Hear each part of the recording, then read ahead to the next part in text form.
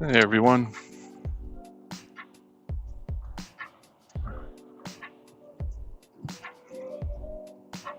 Yeah, I don't know.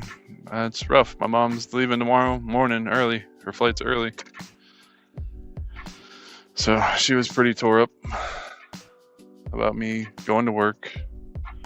I know she's bummed out. I've been working basically every day she's here.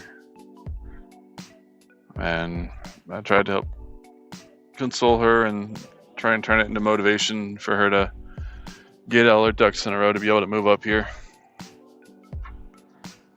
So hopefully that's what she'll start doing. She'll use it as motivation.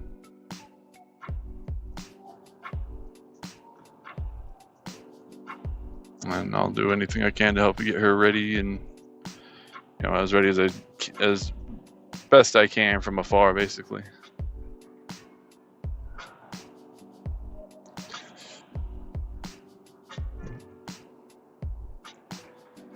Played with my son today a little bit and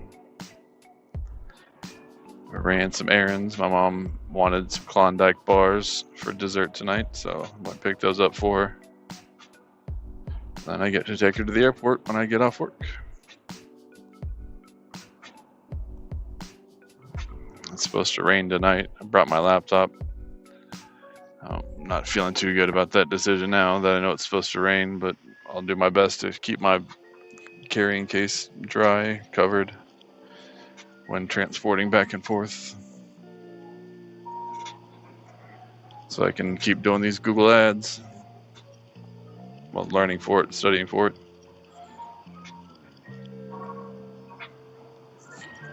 Yeah, I need this to work. I downloaded one of California's unclaimed property lists, so I'm excited to dig into that a little bit deeper as well.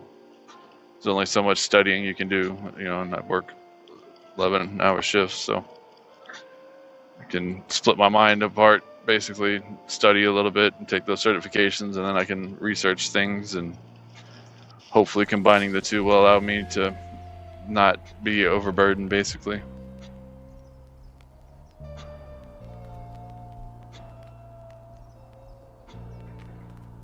Or mentally exhausted, I guess.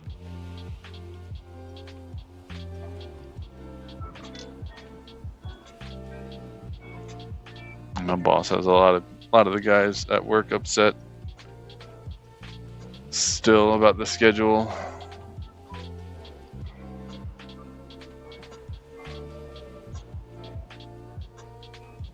I know when we were all hired, it was supposed to be 4 on and 4 off with available overtime, basically. And then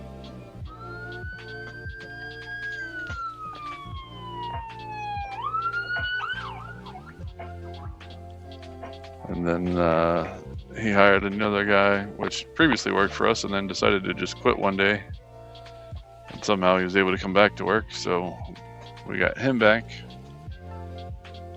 And he took up all the available overtime, and now my boss isn't even on the schedule at all.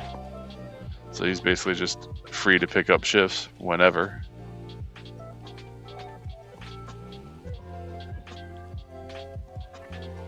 I don't know exactly what he does. It's easy to point the finger and claim that he does nothing and all this, but I know he fields emails and has meetings and normal boss stuff, but I sincerely doubt it takes up every day, Monday through Friday. I venture to guess they expected him to work some shifts. He's salary, so he's free money. They're paying him whether he's here or he's at home. He gets the check. So in my mind, they would want him here. But he's a off-site, on-site manager. He's as useful as corporate in a lot of aspects.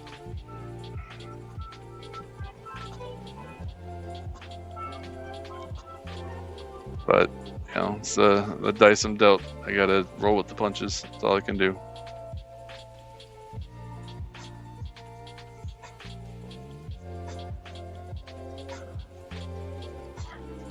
My dad's comment has me all messed up in my head from last night. He said he'd be lucky to get another 15 years, and that nobody in his family on either side, it would seem, lives past 80. So it's depressing to think that he's only got about 15 years left, and then equally depressing to think about my own timeline. I mean, I know that death is inevitable, but something about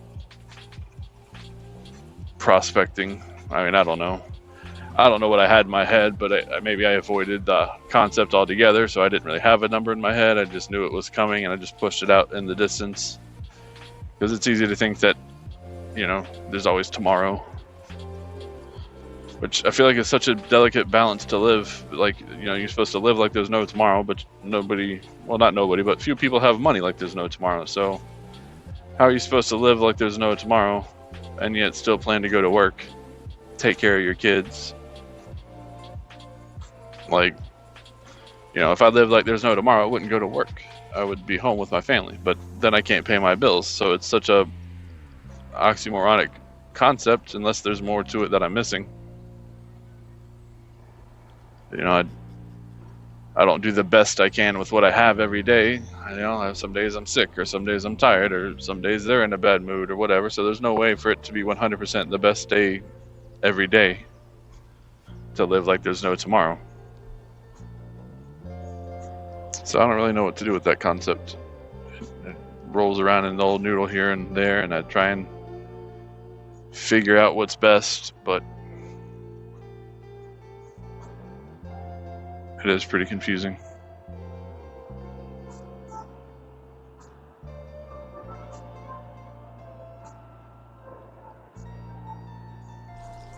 It's scary to think that we'll be the last generation to die, Gen X. And then, if this guy's right, anyway, I know it's all theoretical, but if the guy's right, and Gen X is the last generation to die, it's comforting to know that my kids will live on, I guess, forever, or a lot longer, provided, I guess, they can afford whatever it is that's going to extend life seemingly indefinitely.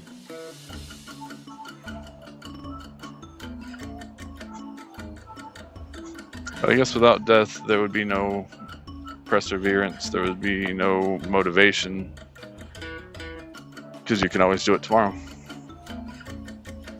But knowing that there's no tomorrow guaranteed makes you push harder. That makes me push harder anyway. So I don't know what to do with that. Very, very different than the mood I had yesterday about needing love and community, which I think plays into all of this. I'm at my downtime right now, and I wish I had my community to pull from and talk to and just vent that I'm scared, I guess, really is what it might boil down to ultimately. I'm afraid, I'm scared. But, I gotta put it in a bottle and shove it deep down and try not to let it interfere with the rest of my day.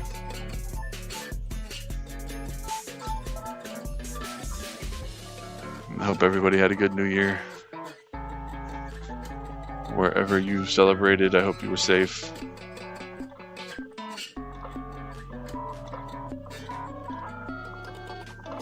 I got to video chat with my girl and my mother on New Year's Eve for the countdown. So at least I was there in spirit. I wasn't able to be there physically, but take what you can get, I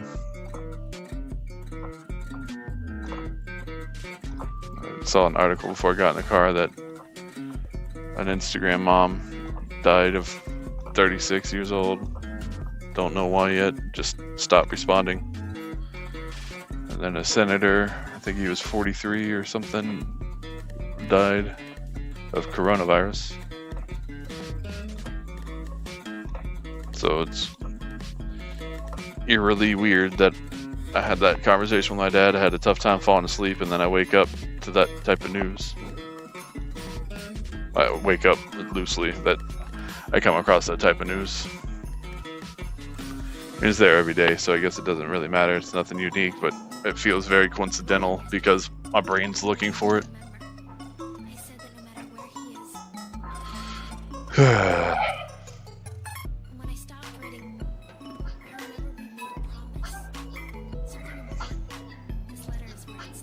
Well, if you haven't told somebody you love them today, you should do that. Even if it's your animal, best friend, family member, whatever, you should reach out, let them know you care, that you're thinking about them. You never know what that might mean for them. It might seem small to you, but be large, hugely impactful for them. I gotta stop and get some gas, guys, so I'm gonna cut this one short. Thanks for driving into work with me. If you liked this video, hit the like button. If you want to get my notifications for my new videos, please click subscribe. Thanks, guys.